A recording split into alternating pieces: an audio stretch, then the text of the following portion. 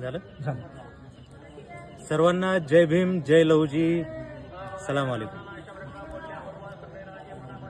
विषय असा आहे, सध्या मी प्रचारात आहे.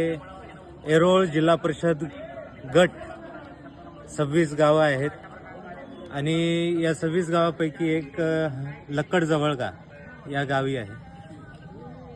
तर काही लोकांच्या तर्फे जे इतर पक्ष आहेत त्यांच्यातर्फे एक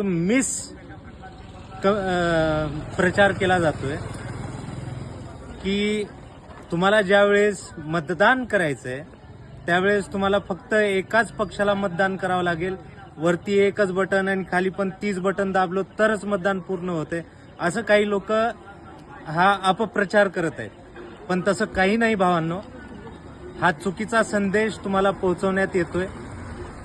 तुम्ही कोणत्याही पक्षाला निवडू शकता. जिल्हा परिषद गटामध्ये जे पांढऱ्या रंगामध्ये आहेत 5 ते 7 उमेदवार आहेत मला जेवढं समजते, आणि ते पांढऱ्या रंगामध्ये आहेत ते जिल्हा परिषदेचे उमेदवार, आणि लाल रंगामध्ये पंचायत समितीचे उमेदवार आहेत. तर तुम्ही वरच्या 5 ते 7 जिल्हा परिषद जे उमेदवार आहेत त्यांच्यापैकी कोणताही एक बटन तुम्ही दाबू शकता. तुमच्या मनात ज्यांना मतदान करायचे त्यांना तुम्ही मतदान करू शकता. पंचायत समितीला ज्यांना तुम्हाला मतदान करायचे त्यांना तुम्ही मतदान करू शकता. दोन्ही बटन दाबल्याच्या नंतर आवाज येणार आहे आणि तो आवाज आल्याच्या नंतर तुमचं मतदान पूर्ण होणार आहे.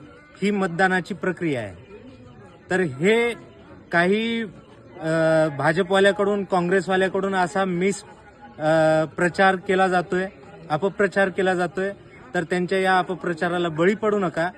एका जिल्हा परिषद उमेदवाराला साधारणतः जिल्हा परिषदेचे जे बजेट आहे ते 700 कोटीचं बजेट आहे एका वर्षाचं. म्हणजे 5 वर्षासाठी साधारणतः 3,500 कोटीचं बजेट येतं. म्हणजे एक जिल्हा परिषदचा जो सदस्य आहे तो आपल्या गटाला कमीत कमी 70 ते 100 कोटीचा निधी आणतो. मग जातो कुठं हा निधी? विचार करा भावांनो.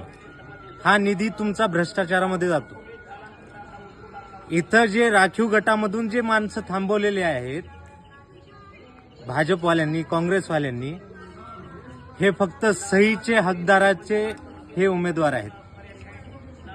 त्यांना बजेट किती आहे जिल्हा परिषदेचं हे सुद्धा माहिती नाही.